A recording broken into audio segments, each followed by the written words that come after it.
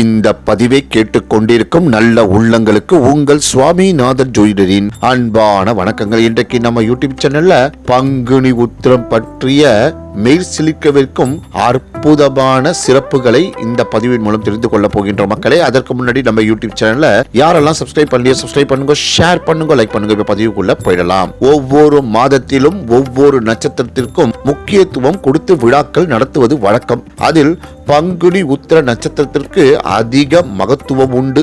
இந்த திருநாளில் தான் மிக அதிகமான தெய்வ திருமணங்கள் நடைபெற்று உள்ளதாக புராணங்கள் கூறுகின்றன. 12வது மாதமான பங்குனியும் 12வது நட்சத்திரமான உத்திரமும் இணையும் புனிதமான நாள் பங்குனி உத்திரம். இந்த விரதத்தை கல்யாண விரதம், திருமண விரதம் என்றும் கூறுவார்கள். சிவபெருமான் அன்னை பார்வதியோடு மணக்கோலத்தில் சுந்தரமூர்த்தி நாயனாருக்கு மதுரையில் காட்சி தந்தருளிய திருநாள் இது. அன்னை மீனாட்சியை திருமணம் செய்து மீனாட்சி சுந்தரேஸ்வரராக காட்சி தந்ததும் இந்நாளில்தான்.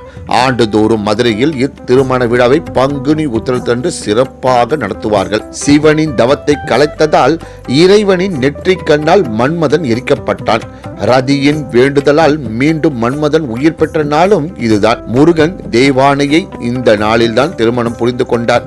அத்துடன் வள்ளியின் அவதார தினமும் இதுதான். ஸ்ரீரங்க மன்னார் ஆண்டாள் திருக்கல்யாண வைபவம் நடந்த நாளும் இதுதான். மகாலட்சுமி பங்குனி உத்திர விரதத்தை அனுசரித்துதான் ஸ்ரீ மகாவிஷ்ணுவின் மார்பில் உறையும் பாக்கியம் பெற்றார். மகாலட்சுமியின் அவதார நாளும் பங்குனி உத்திர நாள். இந்நாளில் வைணவ ஆலயங்களில் மணக்கோலத்தில் தாயாரும் திருமாலும் காட்சி தருவார்கள். காஞ்சியில் காமாட்சி ஏகாம்பரேஸ்வரர் திருமண விழா நடைபெறும் போது அதே மண்டபத்தில் ஏராளமானோர் திருமணம் செய்து கொள்வார்கள். தேவேந்திரன், இந்திராணி, நான்முகன், கலைவாணி திருமணங்களும் பங்குனி உத்திரத்தன்றுதான் நடைபெற்றன.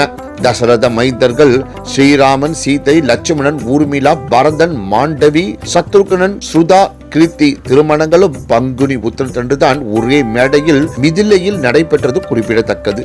அழகு மிகு 27 கன்னியர்களை சந்திரன் மனைவியாக ஏற்றுக்கொண்ட தினமும் இதுதான். பங்குனி உத்திரத்தன்று சில கோவில்களில் தீர்க்க வாரியும் நடைபெறும்.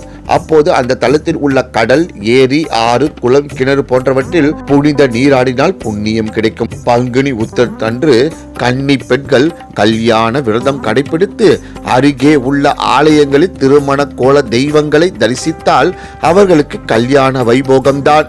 அதுபோல திருமழை பாடியில் நந்தி கல்யாணம் கண்டால் முந்தி கல்யாணம் தான். பங்குனி மாதத்தில் ஏற்றிய தீபத்தில் சிவனும் பார்வதியும் ஐக்கிய சொரூபமாக காட்சி தருகின்றனர். அதனால் அன்று திருவிளக்கு பூஜை செய்து பாவங்களை விலக்கி பகை அகற்றி புண்ணியம் பெறலாம். காரைக்கால் அவ்வையார் முக்தி அடைந்த தினமும் பங்குனி உத்திரம் தான். அன்று தண்ணீர் பந்தல் வைத்து நீர்மோர் தானம் செய்வது மிகவும் புண்ணியம். 48 ஆண்டுகள் பங்குனி உத்திர விரதம் இருப்பவர்களின் மறுபிறவி தெய்வ பிறவியாக அமையும். சிவ பார்வதி திருமண கோலங்களில் ஏதேனும் ஒன்றை தரிசித்தாலும் ஆலயங்களில் திருமண வைபவம் நடைபெறும் போது அதில் கலந்து கொண்டாலும் மங்களகரமான மனவாழ்வு பெற்று மகிழ்வுடன் வாழலாம். கன்னி பெண்கள் விரதம் இருந்து இப்படி தரிசித்தால் விரைவில் திருமணம் கூடுவதோடு நல்ல கணவன் கிடைத்து இனிமையான வாழ்வு அமையும். பங்குனி உத்திர விரதம் மேற்கொண்டு அருகே உள்ள கோவில்களுக்கு சென்று வழிபட்டால் சகல பாவங்களும் தொலையும். இந்த விரதத்தை கடைபிடித்துதான் தேவர்களின் தலைவரான இந்திரன் தனது மனைவியான